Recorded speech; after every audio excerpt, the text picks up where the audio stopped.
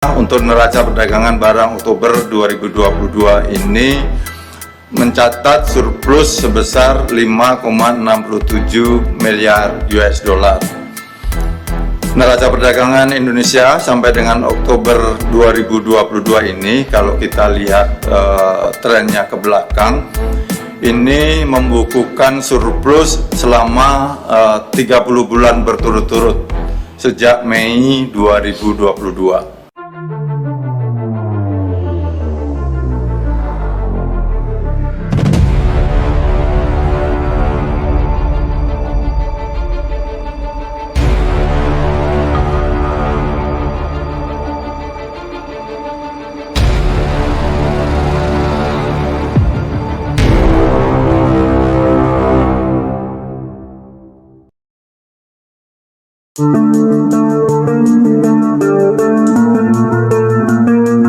Utang turun terus, neraca surplus 30 bulan berturut-turut. Kak Drun pingsan. Ditulis oleh X Hardy. Kita harus mencegah penggunaan dana utang yang terlalu besar. Utang Indonesia 8 tahun terakhir ini meningkat tajam, jauh di atas keamanan fiskal kita. Utang Indonesia saat ini sebesar 7.163 triliun rupiah atau meningkat 4.500 triliun rupiah. Yang suka teriak-teriak utang meroket, tampaknya harus melihat video ini. Utang luar negeri Indonesia turun hingga 2,22% secara tahunan pada kuartal 3 2022. Semakin rendahnya utang, artinya semakin kecil kemungkinan Indonesia terjerat krisis seperti Sri Lanka atau Argentina. Berdasarkan catatan Bank Indonesia, utang luar negeri sebesar 394,6 miliar US dollar, turun dari kuartal 2 2022 sebesar 403,6 miliar US dollar. Inilah dikarenakan pemerintah mulai melunasi beberapa utang yang telah jatuh tempo.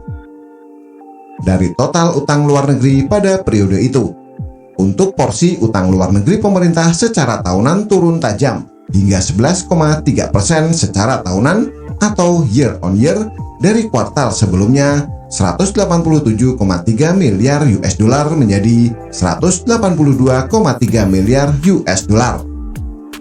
Penurunannya pun lebih dalam dari saat penurunan kuartal 2 2022 sebesar 8,6%.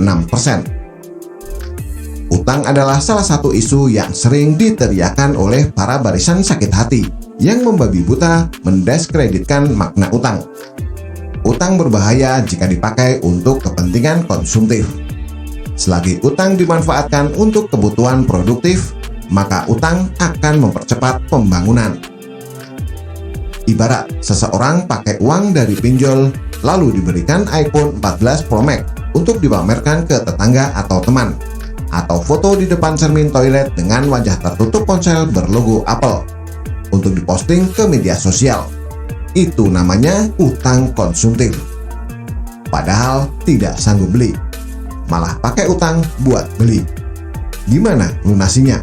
Ngerampok. Tapi ada yang berutang untuk ekspansi bisnis atau membuka bisnis baru.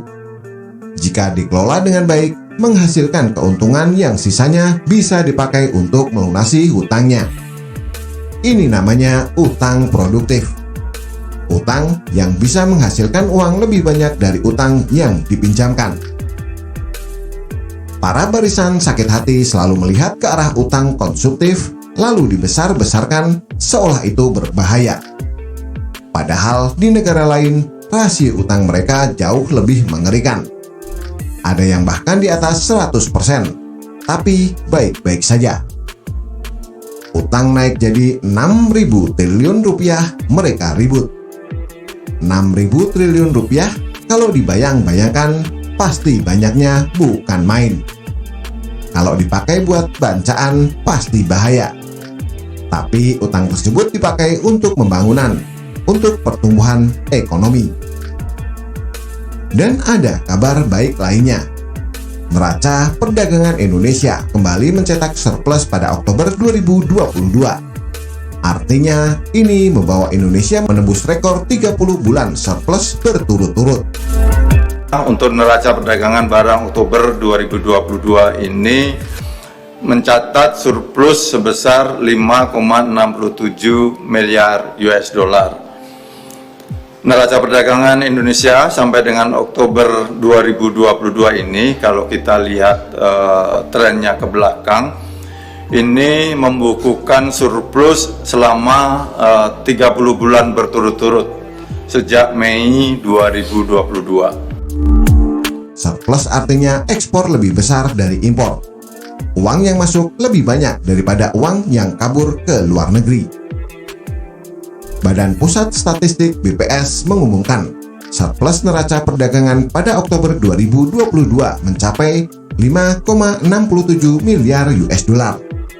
Ekspor Indonesia pada Oktober 2022 tumbuh 12,3% menjadi 24,81 miliar US dollar. Jika dibandingkan dengan bulan sebelumnya, maka ada kenaikan sebesar 0,13%. Mau ribut apa lagi? Ini adalah prestasi yang cukup langka.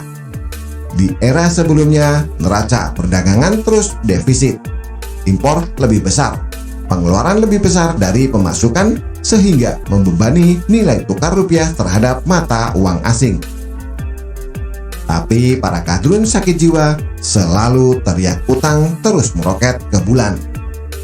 Mereka sesumbar tidak makan infrastruktur. Ya iyalah, siapa juga yang mau makan infrastruktur? Mau makan tuh kayak lobster bakar, makan yang enak-enak. Ngapain makan aspal? Infrastruktur kok dimakan? Yang tidak bisa melihat fakta ini pastilah buta mata, buta hati, dan buta nurani. Sekaligus sakit nalar dan logika. Mereka tidak mau sekaligus gengsi mengakui apa yang sudah dicapai Indonesia hingga sejauh ini.